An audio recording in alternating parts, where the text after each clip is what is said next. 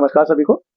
हाल ही में Indian express में सोनिया गांधी जी ने एक आर्टिकल लिखा गाजा भारत के गाजा के ऊपर स्टैंड को क्वेश्चन करते हुए, जिससे एक नई डिबेट स्टार्ट हो गई है कि क्या इंडिया ने इजराइल फिलिस्तीन के केस में फिलिस्तीनियन कॉज को डिस्कार्ड कर दिया है और क्या अब इंडिया इजराइल के साथ ही जाएगा। ये डिबेट आज की नहीं, काफी पुरानी है।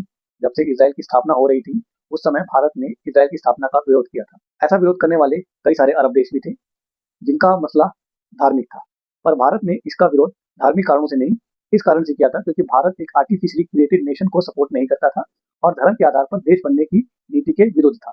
इसी नीति के तहत भारत पाकिस्तान के बनने से भी खुश नहीं था और इजराइल के बनने से भी खुश नहीं था। और बावजूद इसके भारत ने 1950 में इजराइल को मान्यता दी और 1992 में नरसिम्हा राव की सरकार के अंतर्गत उसके साथ डिप्लोमेटिक रिलेशन स्टार्ट किए। यहाँ पर यह बात गौर करने वाली है कि इन दोनों केस में ही कांग्रेस की सरकारें थी। हालांकि इजराइल के साथ स्ट्रेटेजिक रिलेशन अटल बिहारी वाजपेयी जी की सरकार के टाइम ज्यादा बेहतर हुए और मोदी जी पहले ऐसे प्रधानमंत्री बने तो इजराइल गए थे।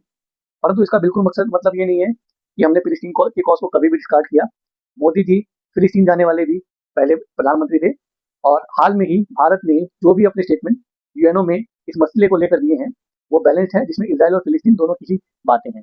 ऐसा तो नहीं है कि भारत ने अपना स्टैंड में कोई चेंज लाया है, और ये बात जरूर है चाहे हमारा स्टैंड कुछ भी हो, फिलिस्तीन के रेडिकल्स और रेडिकल इस्लामिक ग्रुप्स चाहे वो भारत में हो, चाहे पाकिस्तान में, चाहे अरब में, किन्हीं भी देशों में हो, उन्हें इस स्टैंड से कोई फर्क नहीं पड़ता।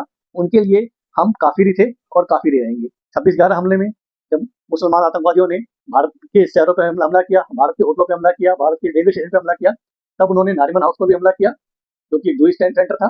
पहलगाम हमलों से ठीक पहले हमास की लीडर ने पीओके में लश्कर तैयबा के साथ मीटिंग करी थी उनके लीडर्स के साथ। उसके बाद पहलगाम अटैक जो हमास स्टाइल अटैक था वो भारत के ऊपर किया गया। तो रेडिकल्स के लिए चाहे हमारा कोई भी स्टैंड हो, उनके लिए हम खिलाफ ही हैं। अब सवाल ये है कि कांग्रेस ऐसे स्टैंड की तरफ भारत को क्यों पुश करना चाह रहा है। ये नीति सही नहीं है। इजराइल और फिलिस्तीन के बीच बैलेंस बनाने को तैयार है, मगर वो रेडिकल धार्मिक एंगल से नहीं होना चाहिए। तो ये असर्शन बिल्कुल गलत है और इस तरीके से भारत को रेडिकलाइजेशन की तरफ पुश नहीं करके आना चाहिए। धन्यवाद।